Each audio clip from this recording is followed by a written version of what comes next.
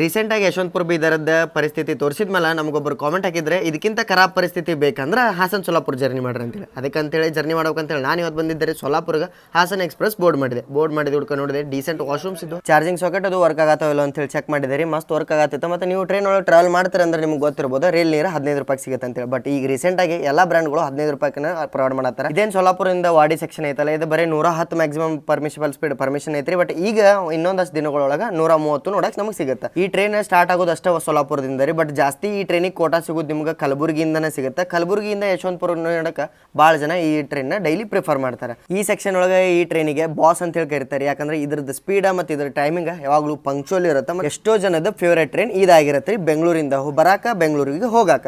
ಮತ್ತು ಯಶವಂತಪುರ ಬೀದರ್ ಟ್ರೈನಿಗೆ ಕಂಪೇರ್ ಮಾಡ್ರೆ ಈ ಟ್ರೈನ್ ಒಳಗೆ ಎಕ್ಸ್ಪೀರಿಯನ್ಸ್ ನಮ್ಗೆ ಚಲೋ ಆತ್ರಿ. ಮತ್ತು ಹಂಗೆ ನಾವು ಅಷ್ಟೇ ಫಾಸ್ಟ್ ಮತ್ತು ಪಂಕ್ಚುವಲ್ ಆಗಿ ಬಂದು ತಲುಪಿದ್ವಿ ಹಾಸನ್ ಜಂಕ್ಷನಿಗೆ. ಮತ್ತು ನೀವೇನ್ರ ಟ್ರೈನ್ ಲವರ್ಸ್ ಇದ್ರಿ, ಟ್ರೈನ್ ಜರ್ನೀಸ್ದು ನೋಡ್ಬೇಕಂತೇಳಿ ಇಷ್ಟಪಡ್ತೀರ ಅಂತಂದ್ರೆ ನನ್ನ ಚಾನಲ್ ಆದಂಥ RCD ಇನ್ಸೈಡ್ ಹಿಟ್ಟಿಗೆ ಒಂದು ವಿಸಿಟ್ ಕೊಡ್ರಿ. ಇಂಥವ ಇನ್ನೊಂದಷ್ಟು ಟ್ರಾವೆಲ್ ಜರ್ನೀಸ್ಗಾಗಿ ನಾನು ಫಾಲೋ ಮಾಡೋದು ಮಾತ್ರ ಮರ್ಯಾಕೆ ಹೋಗ್ಬೇಡ್ರಿ.